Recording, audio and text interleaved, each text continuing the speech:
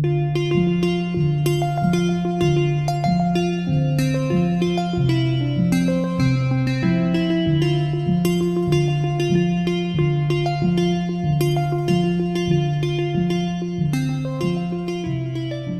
So welcome, everybody. I'm George Contreras. I'm a professor of law here at the University of Utah, S.J. Quinney College of Law. I'm also the director of the program on intellectual property and technology law here at the College of Law. And it's my pleasure to welcome you to a special presentation that we have set up for you today on patent law developments in Brazil. Which is an area, part of the world where quite a lot is happening. And so we'll hear a bit about that today. What we're going to do is I will make some introductory comments. Our colleague and adjunct professor Sam Noel at Lowenstein Sandler will then talk about patent prosecution. And we really owe this presentation to Sam's efforts, who he was really the motivating and inspirational force behind this.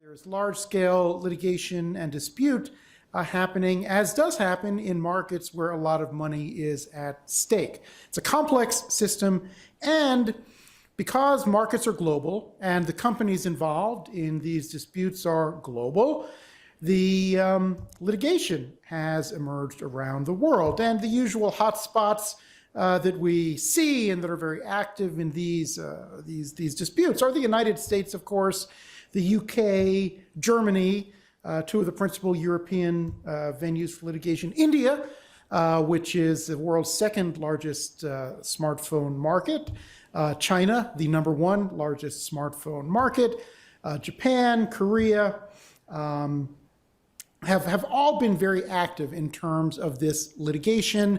Companies, Samsung, Interdigital, Apple, Lenovo, they're all suing each other in these.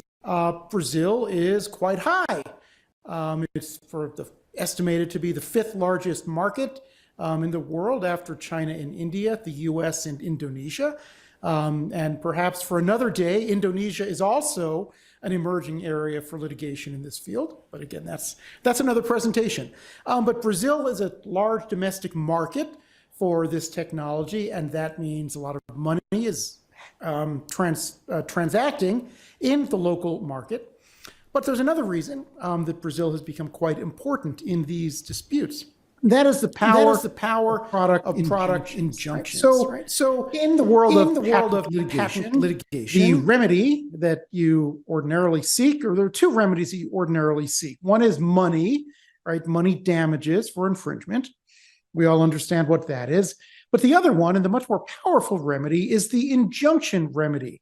And we see this all the time. In fact, just this week, Apple's smart watches have been enjoined from entering the United States because they allegedly infringe some patents held by Massimo Corporation. Apple, of course, manufactures its watches out in China. Now they will be prohibited as of Christmas Day from entering the U.S. This is an exclusion order issued by the International Trade Commission, but it illustrates the power of this injunctive relief remedy. The infringement of one patent in a complex product, a smartphone, was estimated a dozen years ago that a typical smartphone was covered by something like 250,000 different patents around the world. Infringing just one of those patents gives a court in a country the jurisdiction and the power to prohibit the sale of that entire product in that country, right? So it's a very powerful remedy, and one that, if you can get it as a plaintiff, is sort of the the brass ring. This is what you want. You want the injunction remedy. Why is that? Well, either because it allows you to exclude a competitor from the market and thereby increase your market share, or more likely, it drives that competitor to the bargaining table with the threat that if they don't reach a bargain with you as the patent holder, then they're out of the market. And that is a very salient threat to most companies. So countries, jurisdictions have different approaches to issuing injunctions. In the United States, if you've studied patent law or civil procedure, you know that the Supreme Court in 2006 handed down a decision in a case called eBay versus Merck Exchange. The eBay test provides a 4-factor test that courts have to consider when they decide whether or not to grant an injunction in a patent case. And eBay has become so popular, it's expanded well beyond patents today. Courts apply it in copyright suits and contract suits and whatnot, but it's really a patent law decision. To issue an injunction in the US, the court considers A, whether or not the plaintiff, the patent holder, needs the injunction in order to be compensated, or whether it could be compensated just for the issuance of money damages. If money will compensate the patent holder sufficiently, then there's no need to issue that injunction. Other factors in the US are a balancing of the equities between the patent holder and the infringer, who would be more harmed by the issuance of the injunction. And the final factor is whether the public interest would be affected by the issuance of the injunction, right? Whether all the people who will not be able to get a smartwatch for Christmas, whether that is something that the court should consider. And in the US, that 4th eBay factor does get considered increasingly much. So you can see on the spectrum, which is actually from an illustration in a book that Martin Husavec and I released last year, the US is far to the right in terms of the issuance of injunctions. It is the hardest to get an injunction in the US. US courts are the most liberal in refusing injunctions that are sought by patent holders. If you look at other countries, the UK, Israel, Canada, sort of then along the line to the European countries, the countries toward the left of this chart are more liberal about granting injunctions, so much so that in Germany, the sort of received wisdom is that injunctions are almost automatic. If you have a patent and it's infringed, well, then you're entitled as a matter of law, as almost a constitutional right, to get that injunction to stop the infringer from infringing your patent. Now, there are, of course, twists and turns and details around all of these, but the jurisdictions that grant injunctions much more readily are viewed as somewhat contrasting to the jurisdictions that don't. And if you're a patent holder, you are attracted to jurisdictions where it's easy to get an injunction. Why is that? Because if, say, Germany has 80 million people, it's a large market. If you can get an injunction in Germany and keep your competitor out of the German market, well, that's going to be a big financial hit to them. And so they're going to be more likely to want to negotiate a worldwide license with you. So you use that threat of a German injunction or that German injunction to get the infringer to the negotiating table to get a worldwide license. And we see that happening in a lot of these cases. Now, you look at some of these other countries, the Netherlands, for example. The Netherlands is also quite vigorous in issuing injunctions, but it's a small jurisdiction. Large tech companies might say, okay, you get an injunction against me in the Netherlands, I can't sell my phones in the Netherlands. Well, I'll take my chances. And, maybe Dutch people won't get these phones. That's too bad. It's not going to impact my global business that much. So what you need is a jurisdiction that has a large enough market to care about, and it's willing to give injunctions readily. And that becomes a very popular jurisdiction for these infringement suits. And this is where Brazil has entered the stage, right? We have seen Brazil tending toward this European characterization of injunctions. How is this? Take the German example. In Germany, the litigation system is bifurcated. That means you sue for infringement in one court. If the court finds that there's an infringement of the patent, it will, as almost as a matter of right, grant the injunction. Now, you might say, well, there's another piece of patent litigation too. What if that patent was invalid? Don't we have to consider that? And the answer is yes. In Germany, invalidity is also considered by a different court in a different proceeding, and a proceeding that usually takes much longer. So that in Germany, what can happen is you can be enjoined from selling your products in Germany under a patent that a year later will be found to be invalid. This is called the injunction gap in Germany and other countries where this is at issue. In countries like the US and the UK, the infringement and the invalidity proceedings are handled in the same case by the same court. And so if a patent is found invalid, a court won't issue a permanent injunction. But that's not the case in jurisdictions that are bifurcated. And we can hear from our Brazilian colleagues what the details are, but I think the impression is that Brazil is tending toward the German model as opposed to the US-UK common law model in this regard. And the result has been very clear. Brazil has become a very popular jurisdiction for these very large smartphone and standards essential patent suits. In all of these recent cases, injunctions were granted by a Brazilian court against the defendant, the infringer. And infringement in these cases is very easy to prove because they're all about standards. If your phone includes 5G, and I have a patent that is essential to practice the 5G standard, well, then almost, as a logical syllogism, then you're infringing my patent. It's not always true, but almost always true. And so your infringing an injunction will be issued. And Brazil is a big market, right? This is not the Netherlands. It's a huge market. And so international companies care very deeply about whether or not they're going to be enjoined here and the litigation that's happening here. So that's really my piece of this presentation, is just to set up for you the importance, the financial and market importance that Brazil has taken on in these global technology litigation battles. With that, I will hand it over to my colleagues. First, to Sam Noel, who will talk about how to get these Brazilian patents, because you need a Brazilian patent in order to bring one of these suits. And so I will turn the stage over to Sam, and then Sam's slides will come up. Okay.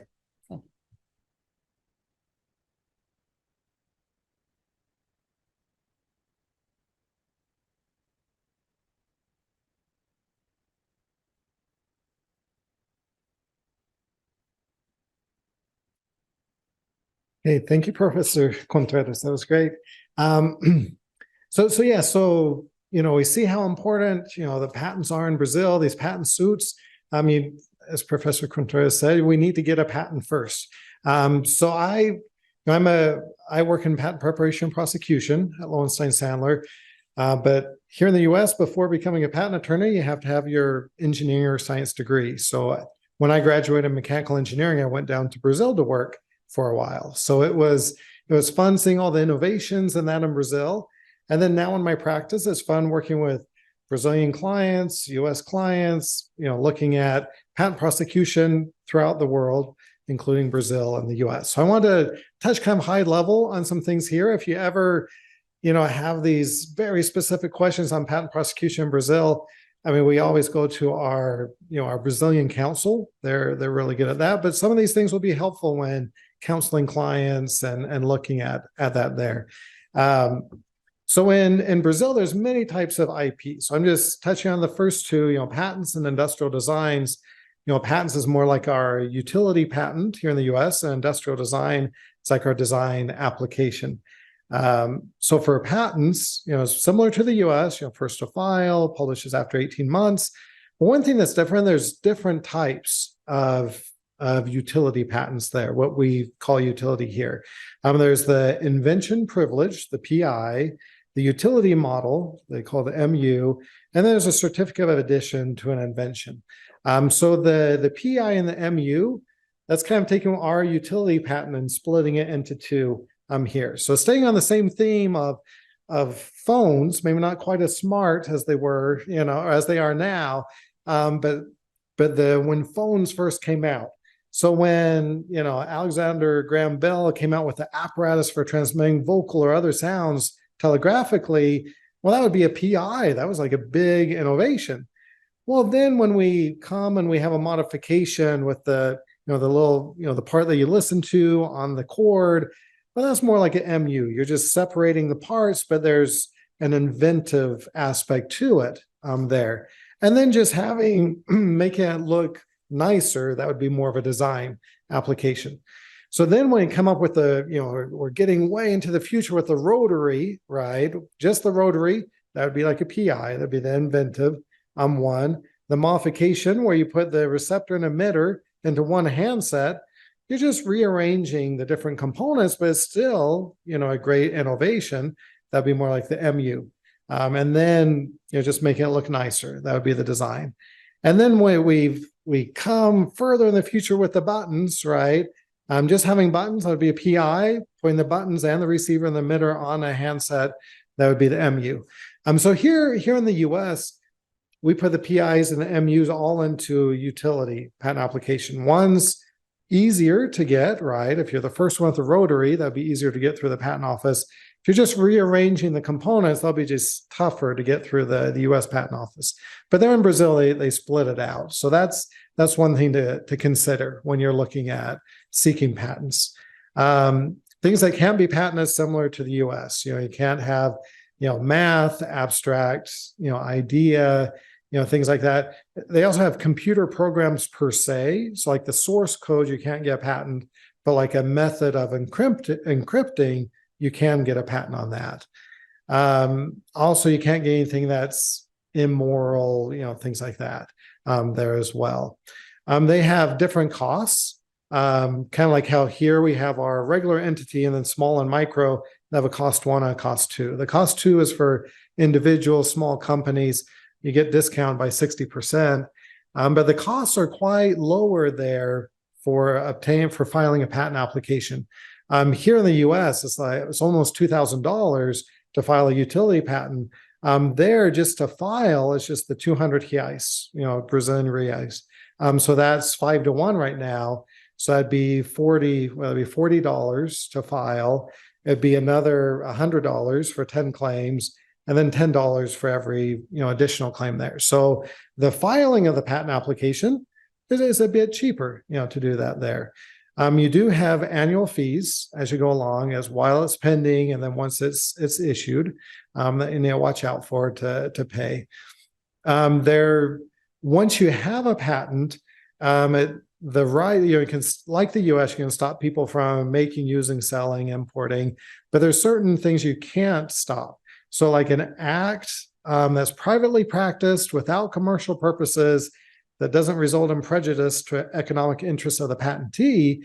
If I'm just making it, but I'm not making the company lose money, that's fine. But here in the States as well, you probably wouldn't sue someone if you wouldn't really be getting any damages from them anyways. That would be a waste of money. So, there are some things, experimental purposes, preparation of medicine, you can't, enforce a patent for those things there. The PI, the invention privilege, has 20 years, like here, and the utility model is 15 years, so a little bit shorter. And then the industrial designs, it'll publish quicker than here in 180 days. It'll publish. It's the ornamental form of an object. It has to be original. It has to be used in industrial manufacturing. So it can't just be art, right? For the design patent there, the industrial design has to have some sort of product that it's on. And there it's the costs are a bit cheaper than here as well. And then same there. You can stop people from making, using, selling, but not if don't have a commercial purpose with it. The registration is valid for 10 years, and it's renewable for 3 successful periods of 5 years. So you can have a bit more of a life in the industrial design. In the industrial design, you file it, and they say, okay, it's registered. But if you want to sue someone, you have to go through examination. So a little bit different from here. Here you file, and it gets examined, and then it gets issued. There you can just get registered, but it's a good idea to get examined if you want to go and enforce it there. So the U.S. does these special reports on IP of countries throughout the world. They're looking out for the U.S. stakeholders, right, in the global markets. So just want to keep an eye out. Help other countries to improve their IP practices. They have IP attachés, 13 of them throughout the world. There's one down in Rio that he graduated with me in mechanical engineering back in the day. So it's kind of fun talking with him there. But Brazil is one of the countries on the watch list. So it's one of the countries that are like, yeah, let's watch them. Maybe there's ways they can improve their IP practice. And they said in their special report, the U.S. puts out, they said that Brazil took significant steps in 2021. So that's a good thing there. They're part of the patent prosecution highway. So that's a big deal. If you file a patent in the US and in Brazil, historically it would take 10 to 14 years to get a patent through Brazil. And the US, it might take 2-3 years, to get through. But if you file a patent application in both countries, it gets issued in the States, and then you can file a patent prosecution highway request in Brazil and speed up the process there. So that's a big help. And they don't have to issue the patent, but it's persuasive. It's saying, look, this other country, part of this PPH, issued it, you should issue as well. So that's really helpful. And then also one of the big concerns was the pendency of patent applications and the impact on effective patent term. So like there, if it takes 10, 14 years and you only have 20 years on your patent, you're squishing the time that you have to enforce that patent. So using this patent prosecution highway can help a lot with that there. Brazil has come out with their IP plans of what they want to do to build and improve it. They want to optimize quality, agility, they want to be faster, and that their number one goal there is they want to have patent applications decided within 3 years from the date of filing. So you file, they would want to, I believe that's until the first office action, I believe. So have 3 years and again, office action, whereas the reference value is 6.9 years. So that's shaving almost 4 years off, which can be a big deal. If you're going out there and trying to enforce it, trying to get injunctions, get that 4 years earlier can be really helpful there. And then there's other things that they're working on as well. So Brazil, there's a lot of similarities to the patent system here, some differences that can be helpful, but being able to a lot of times be able to work within two patent systems, there's some synergy there. You can speed things up in other countries, especially with a country like Brazil, where it's historically a bit slower there. So yeah, those are my thoughts there. I think we're going online.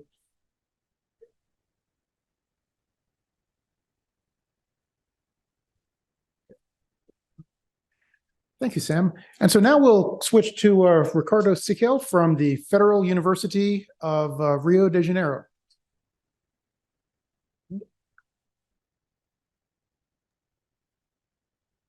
Thank you, Jorge. Can you hear me properly?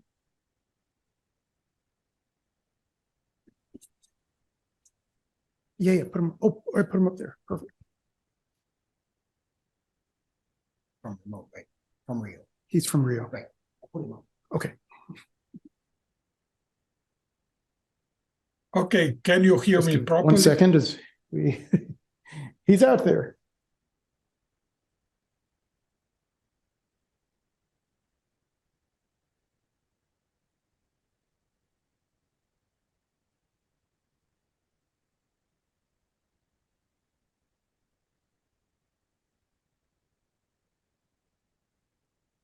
Just let me know when I can start. We hear Ricardo, and then we put him up on the screen. Can you hear me? Perfect. Yeah. Okay, I will share my screen. Perfect. Can you see my screen now? Yes. So first of all, thank you very much for this opportunity. And I will also talk a little bit about the administrative procedures in Brazil. And I wouldn't be so optimistic of how the things are developing here in Brazil, because a part of being a professor at the Federal University of the state of Rio de Janeiro, I used to work at the Brazilian Patent Office for almost 35 years, from 1984 until 2019.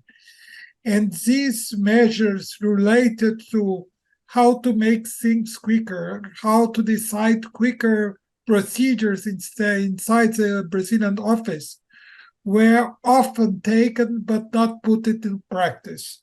So I would just rather say first data about how many files did the Brazilian office got in the last 40 years, from 1980 until 2020.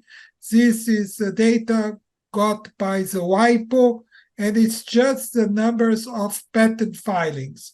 If you just see, it was very, very low until 1996. 1996 was a year when the patent law was approved by the Congress, a huge change in the level of protections, and the first sign was from 1997, an increase from less than 10,000 to almost 15,000.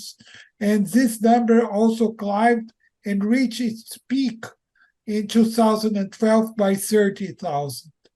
After 2012, the number reduced itself, and it's less nowadays than 25,000 new applications every year.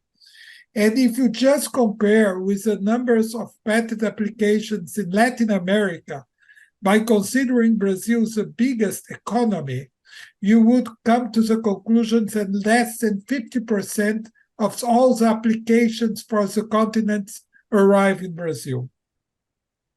And there are several things to consider. Am I optimist or not? It's difficult to say optimism in Brazil because political situations keep changing every day, and there is a quite high level of legal certainty. What do I mean by legal certainty? There are several decisions made by several courts.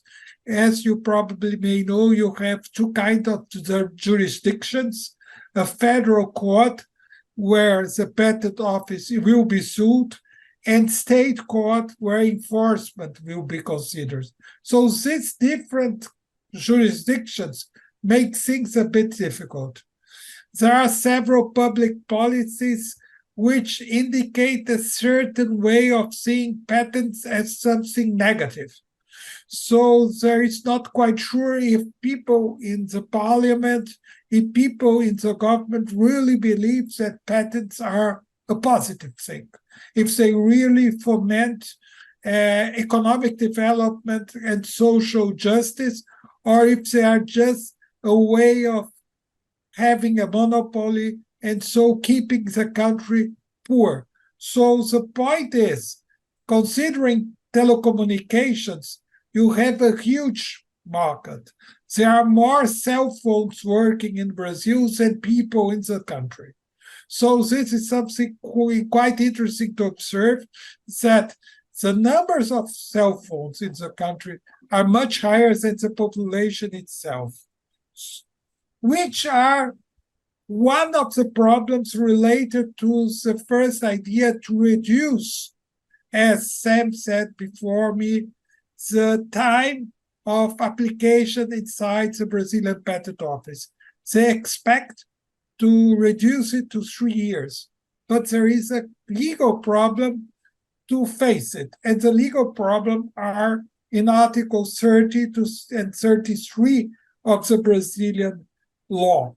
Article 30 states a patent application will be kept secret during 18 months counted from the date of filing, or of the earliest priority, if any, after which it will be published, with the exception of the case provided for it in Article 75. But the main problem arises at Article 33.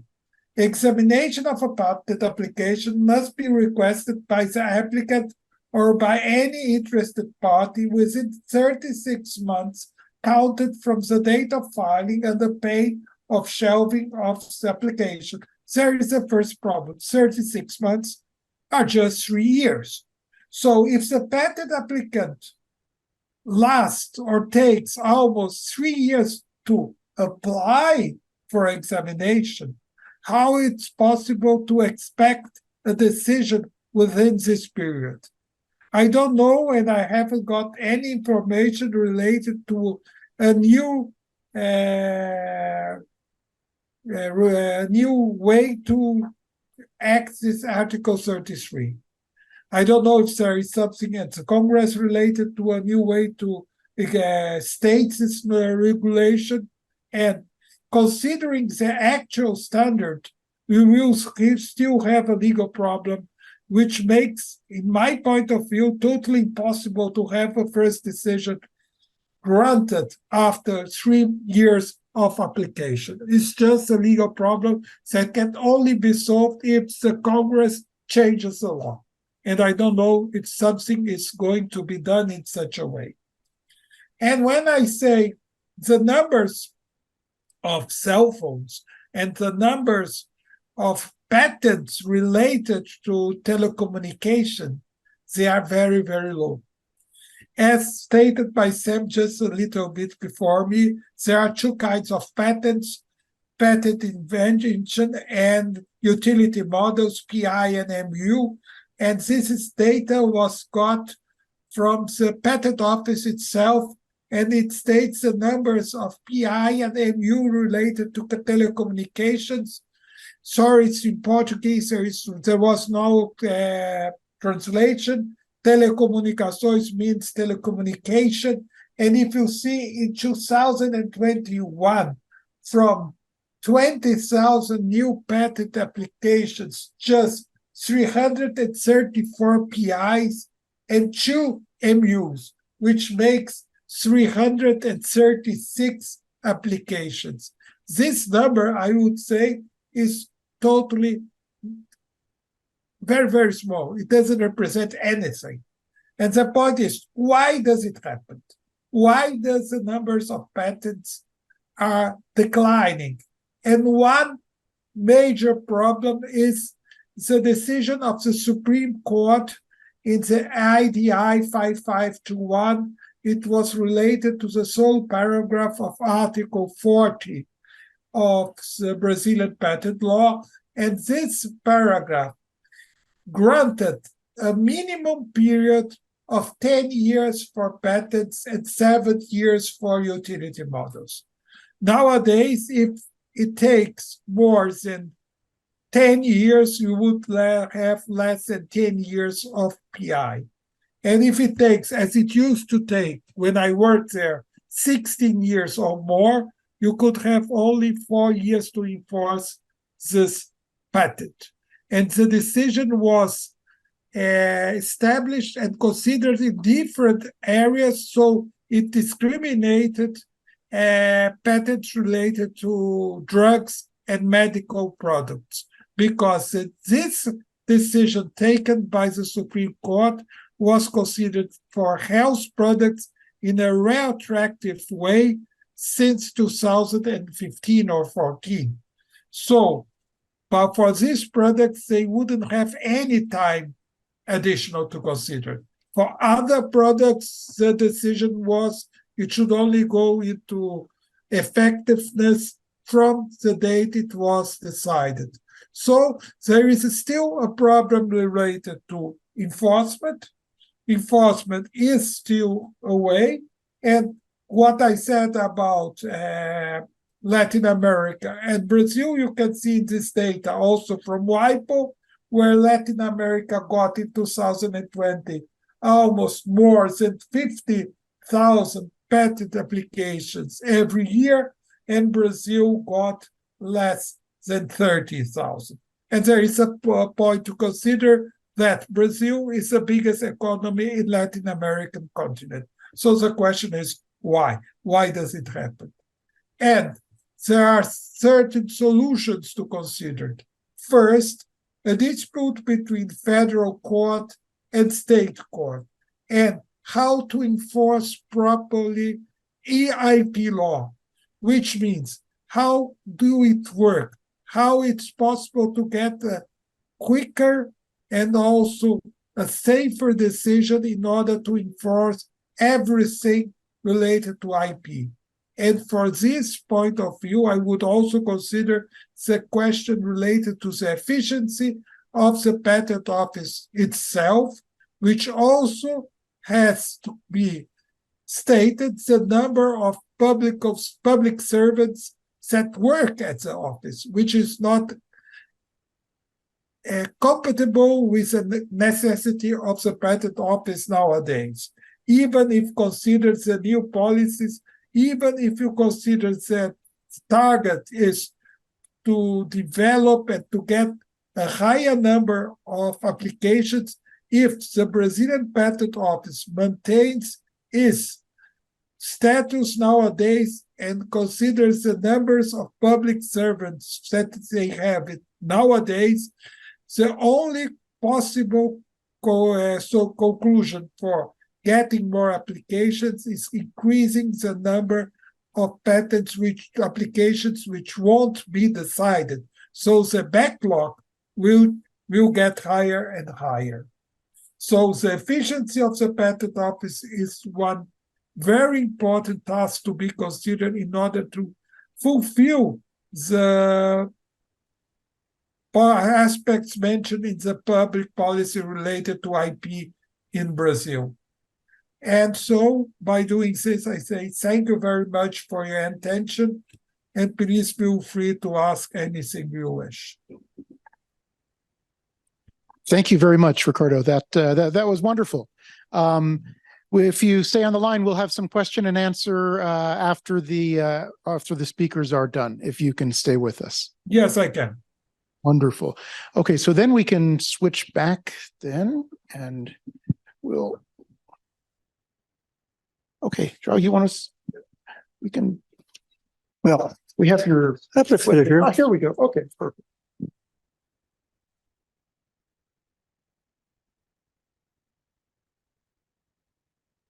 Presentation. No. Yeah.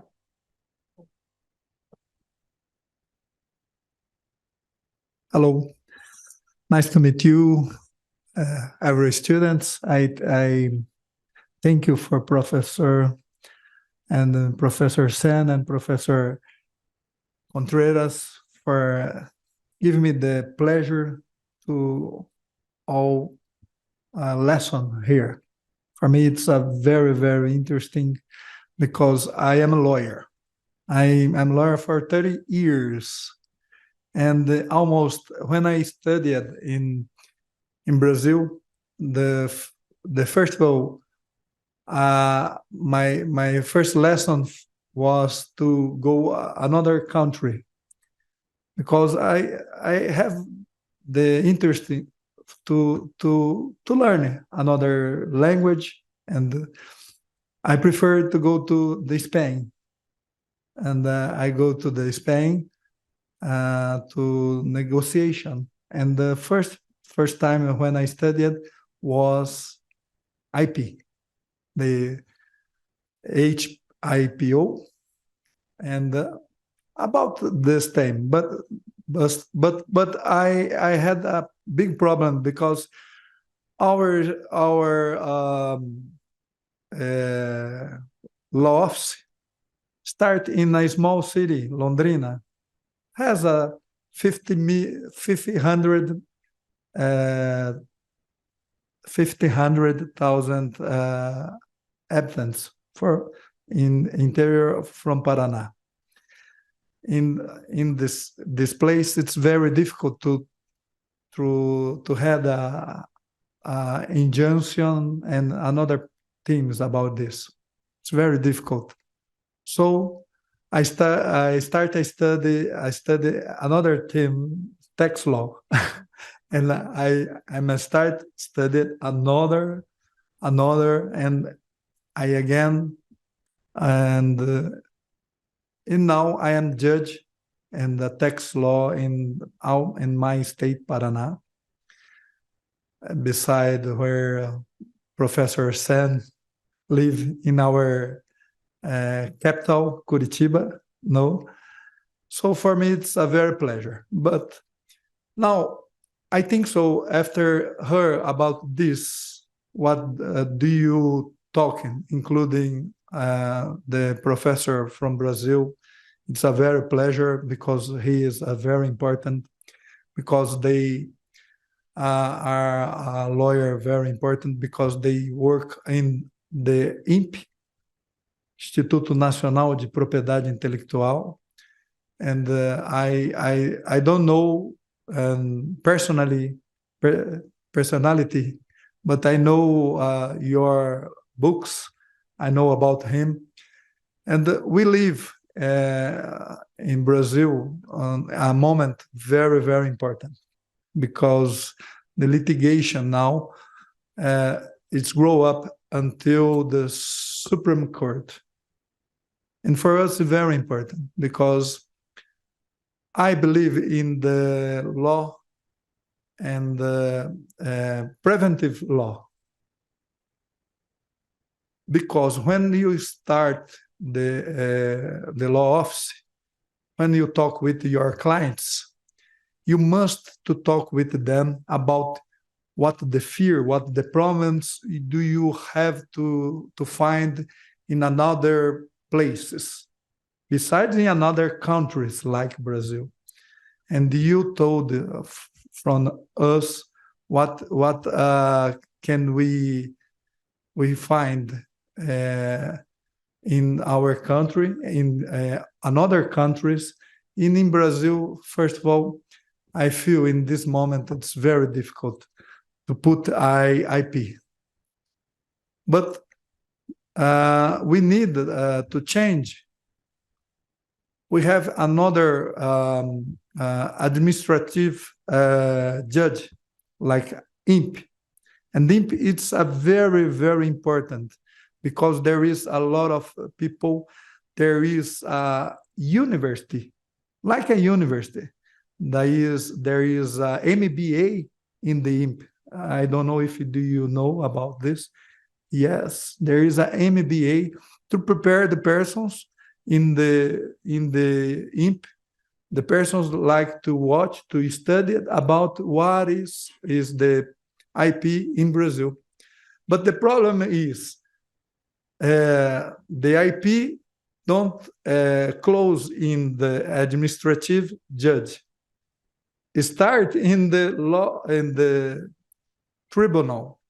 Like the Professor Ricardo told us, we have two types of the tribunal. A tribunal state and a federal tribunal. Two types. And what two types of tribunal? Because the IMP is a federal administrative organization in Brazil. So when you have a federal administrative organization, the judge like to litigate, to judge of the against almost litigation, there is a judge, federal judge. But if the clients fight each other, it's in the state. Did you understand about this? So this is the big problem. The big, huge problem. If you fight about the what the judge administrative like IMP judge, only this. For example, I had a IP, and my IP don't I can't my IP in Brazil in IMP. I can fight the judge of the IMP. I fight in the federal judge. But if there is opposition, another firm, another company, maybe this fight in a state judge. This is a big problem, because when they grow in another judge, is the same. The third level, we have the first level, federal or state. The second level, federal or state. But the third level is the same for the both. It's the same. If are for discussion for laws, only laws is Superior Tribunal de Justiça. If you are to constitutional law, is the Supremo Tribunal Federal, our Supreme Court. Okay? So this is the huge problem that we have now.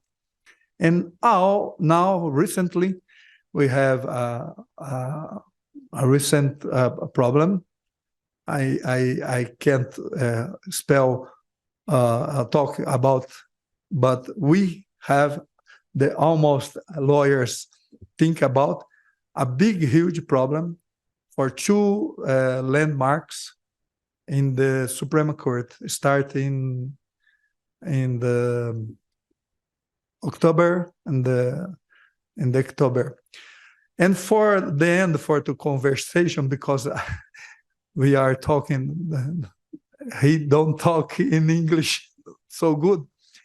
I will talk one similar case. There is a company, a Mexican company.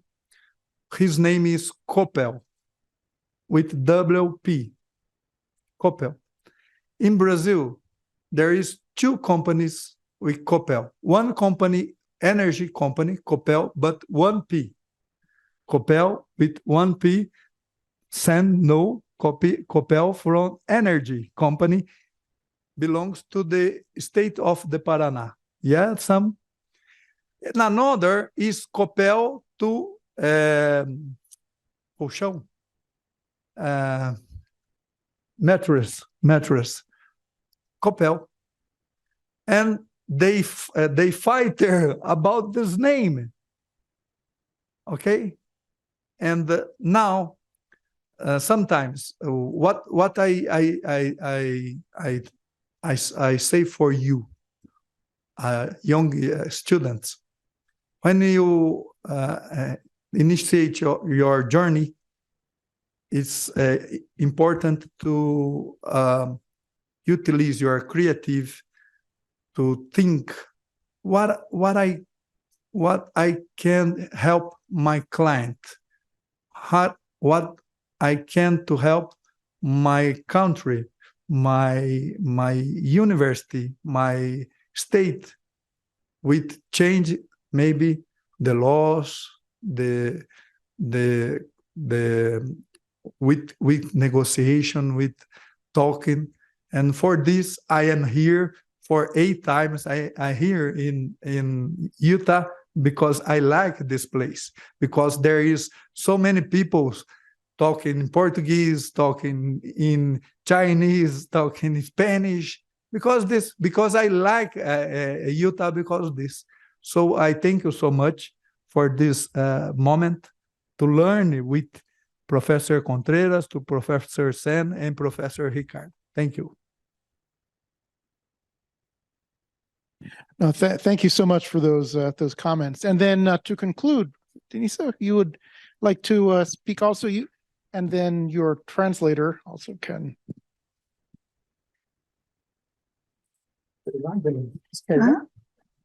Acho que a gente poderia ir lá, né? Ali, vamos?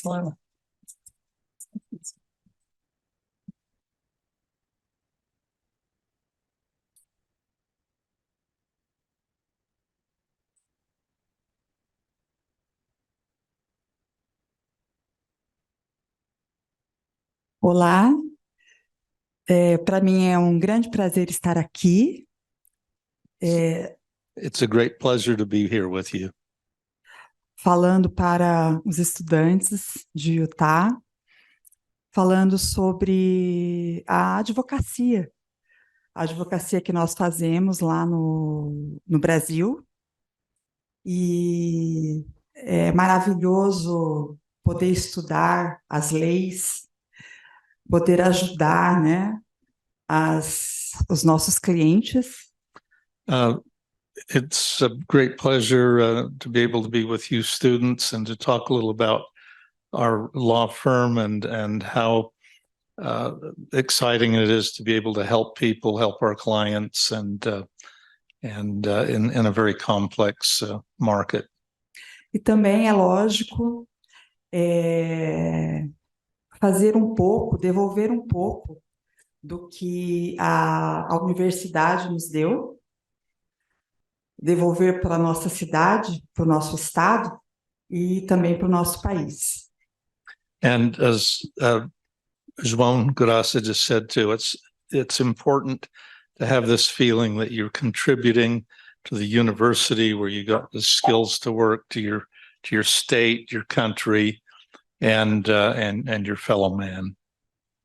Então, eu vou estar mostrando rapidamente, porque me deram 5 minutos para She's going to falar hurry para because vocês. she's got 5 minutes, so she's going to hurry.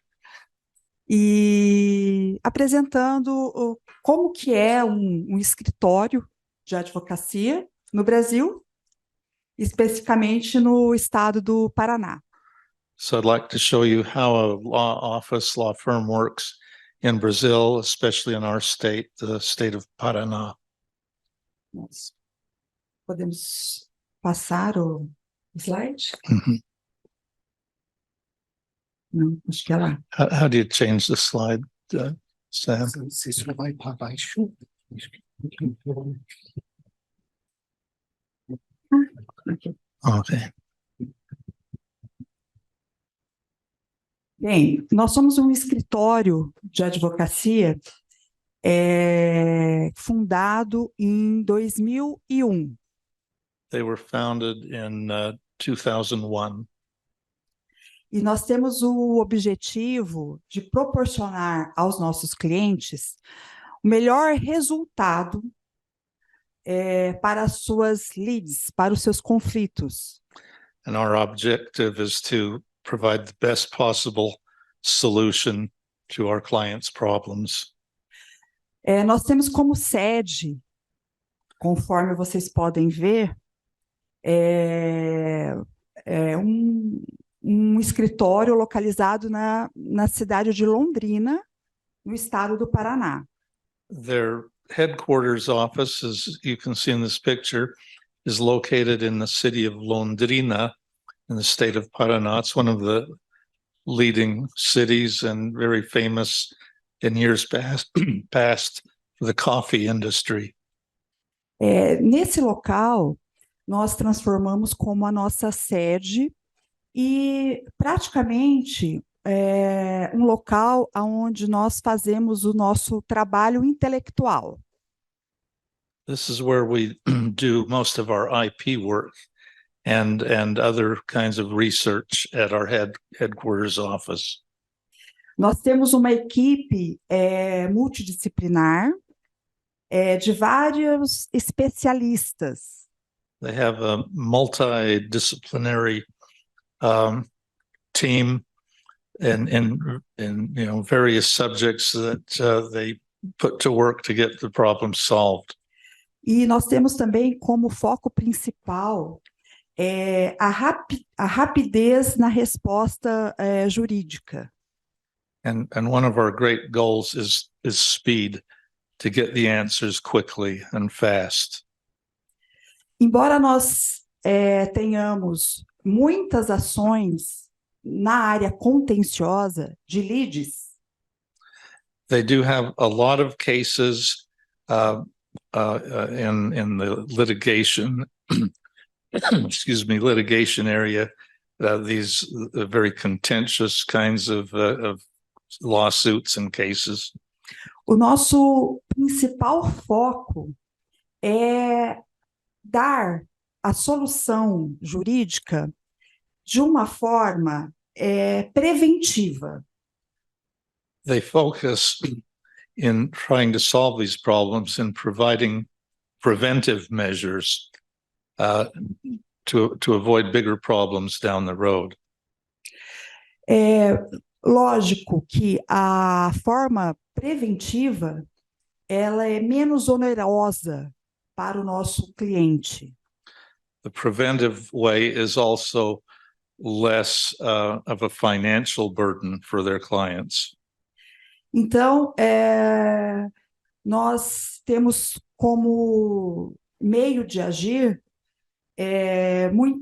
estruturar as empresas, fazer o planejamento tributário das empresas, e até mesmo o planejamento familiar dos proprietários das empresas. So we focus a lot on helping organizations or companies with their organizations, with their planning as part of the preventive measures, and even the principal people in these companies help with their family situation. Sendo o nosso foco em diversas áreas, como área trabalhista, a área consumidor, a própria área tributária. And so within this, we have a lot of, we focus on a lot of different areas such as taxation,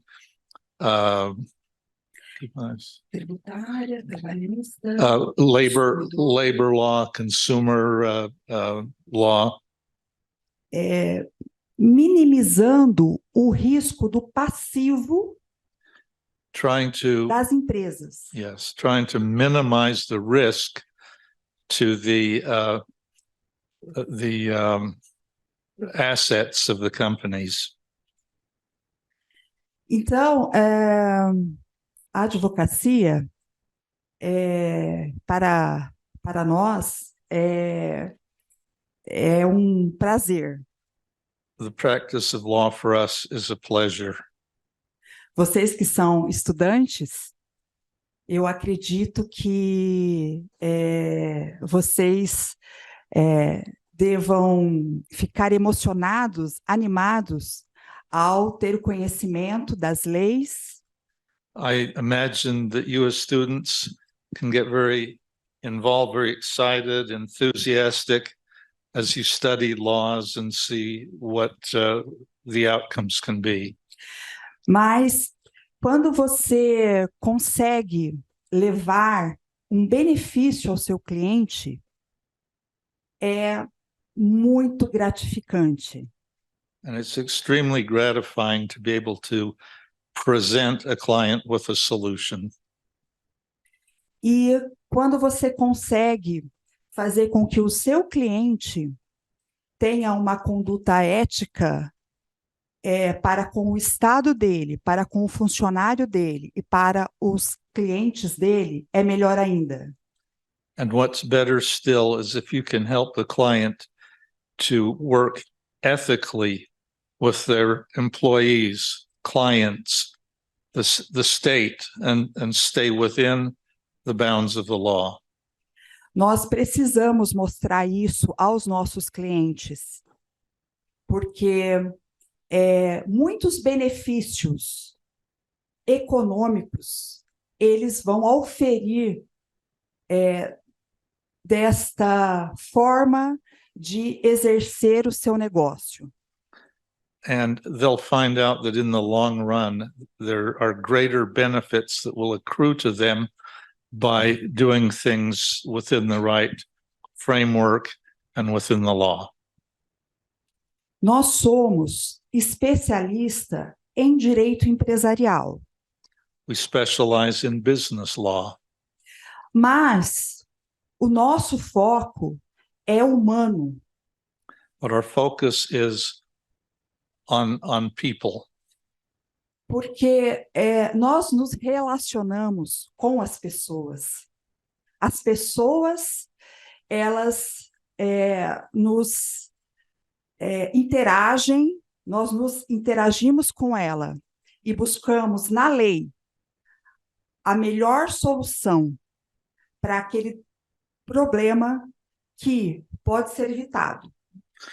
We sit down and have interaction with our clients and come to the point that will give them the best opportunity to solve their problem within the confines of the law. Nós advogamos para sindicatos. We work for unions, labor unions, cooperativas, cooperatives, indústrias, industry, vários ramos da prestação de serviço. Different kinds of service organizations. setor de telecomunicações, alimentos, telecommunications, food, a construção civil, construction, supermercados, supermarkets. várias redes de supermercados, They work with different chains of enfim, stores. diversos setores, We're in many different sectors of the economy. aonde o nosso foco é justamente isso, alinhar as empresas aos seus servidores, aos seus funcionários, podendo colocar a lei em benefício de todos. And so as we work with this variety of organizations, the focus is still how can they, through their help and through following the law, provide the greatest benefit to all the persons involved. Vou mostrar. Esse é o Brasil, o nosso país. This is Brazil. Nós estamos no estado do Paraná. They're in Paraná, which is this one on the lower left. É o ponto mais ao norte The one, de the one, Paraná, há dois pontos, onde fica Londrina e Curitiba, que é Okay. a capital. right? So they're the one on the left, the lower area there, that's their headquarters in Londrina. Curitiba is the capital city, very progressive city, and they have a major office there so that they can work within the framework of the state judiciary. E temos, então, o nosso ponto principal, a nossa sede na cidade de Londrina, e é óbvio, precisamos ter um escritório em Curitiba, que é a capital, onde funciona a segunda instância. And so as I mentioned, they are in the capital city so that they can be where the tribunals are for the statewide operations. E também em Brasília. And then Brasilia, which is the up high, the nation's capital, and they're obviously Onde because nós temos a terceira instância, o and that Supremo Tribunal Federal. and that's because they can then work at the federal level and also with the Supreme Court. E também temos nosso escritório em São Paulo, porque é praticamente uma capital de muitos negócios. And we're also on the lower area on the right, we're in São Paulo, which is more or less the business capital of the country. Eu quis colocar esse mapa para vocês terem a nossa localização e assim poderem visualizar aonde nós estamos, como que nós entregamos o nosso trabalho para vários estados do Brasil. So I just wanted you to visualize where we are, where we live, and where you can find us, and show that we're positioned to work within the key economic areas and states of the country. Bem, Não precisa isso. Isso não precisa. Nosso tempo já. Já. Well, ok. she was just going to introduce John, whom you heard from, and herself. They're the founders of the law firm. She was telling me they have about 13 staff members and how many lawyers? Quantos advogados? 50 members. Nós temos no setor administrativo 15 pessoas e advogados por volta de uns 40. So about 15 staff members and 40 lawyers. Ok. Temos também advogados pós-pandemia, que também trabalham no setor de home office. Okay, and they also have off-site attorneys that work with them from their home offices. Enfim, de forma breve, eu quis colocar para vocês um pouco de como é o nosso escritório e agradeço e espero que vocês possam ter tido uma leve noção de como funciona a advocacia no Brasil. It was a pleasure to be with you. I hope this gives you at least an overview of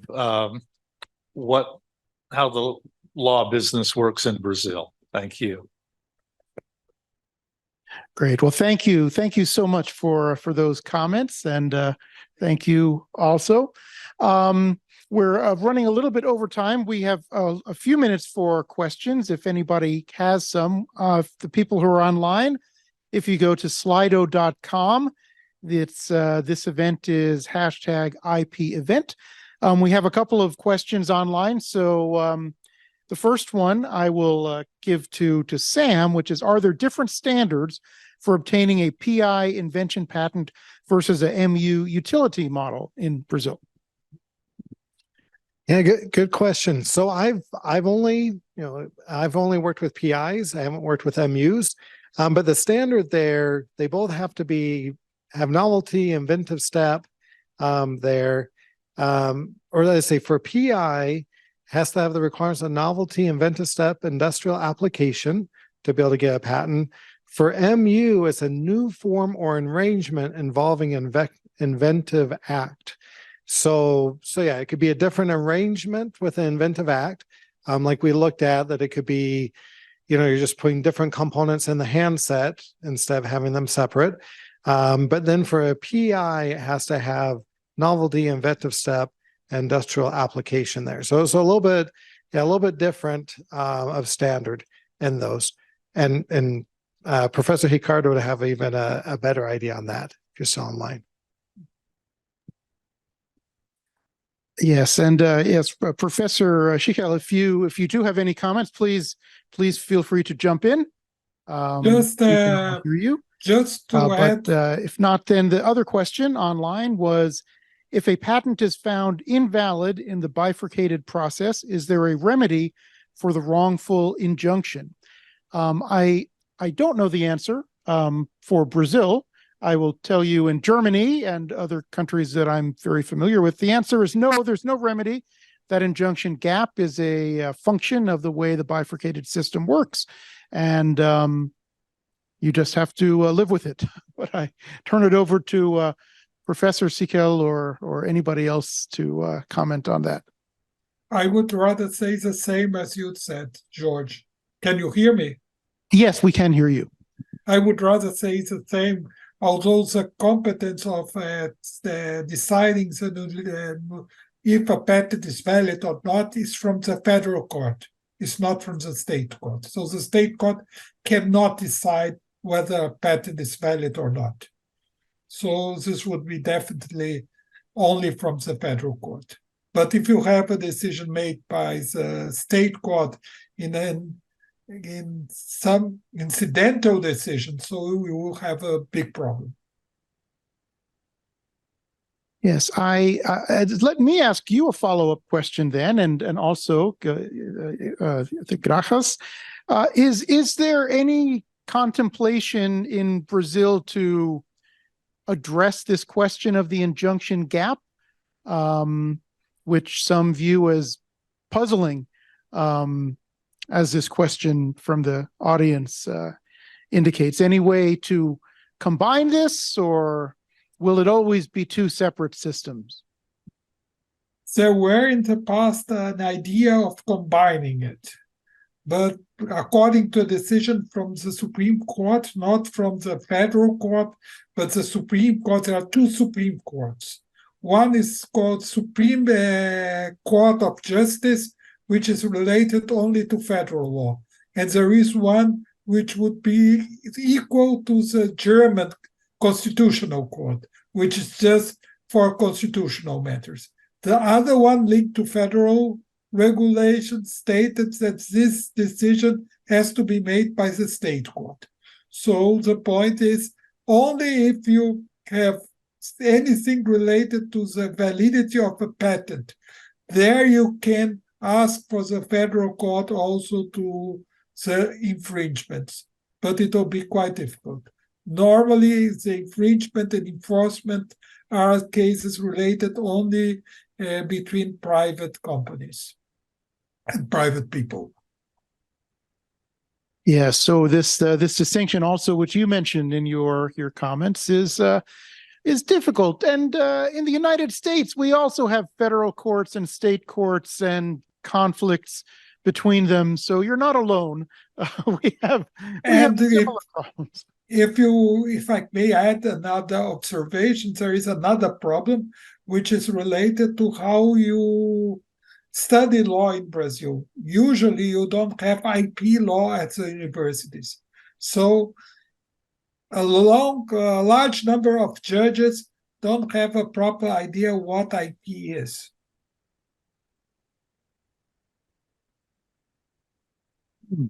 Well, I think that this is a invitation for you to enroll more students in your classes. Yes, but the same here. We offer IP at our law schools, but many judges still have not taken this course. So we keep trying. Very good. Well, I know that we're over time, but any other questions from the audience for any of our guests or Professor Sichel? Yes, sir.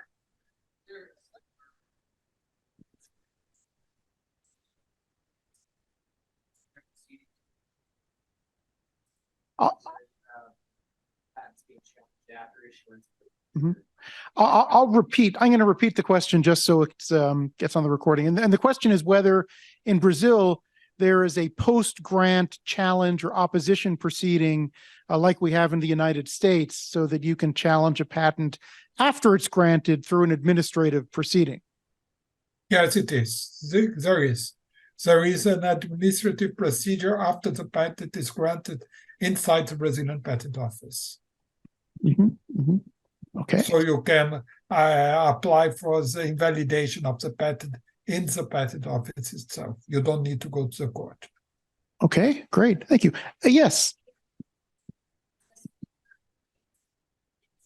Does it have to be initiated by the original patentee or the office?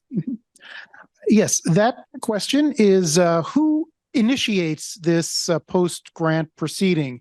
Is it anybody? Is it just the patent office? Is it the patentee? Anybody or even the patent office itself. But anyone can apply it. You just pay the fee and apply. There is nothing else to be proved at this level. Yes. In the United States, this is currently the system, although there are some legislative proposals to initiate a standing requirement for challenges post-grant, so that the challenger could no longer just be anyone in the world, but someone who has to have some connection to a dispute or the patent, which is a controversial proposal here. But it sounds like in Brazil, you also have no standing requirement. Anybody may make the challenge. Yes, anyone. Okay, great question. Any other questions or final words, comments? No? Okay. Well, thank you all for coming. Thank you, Professor Sichel, for joining us by Zoom. And thank you to the virtual audience members. We will have the recording of this session up on our website soon. So hopefully more people will be able to have the benefit of your wisdom and advice. So thank you very much.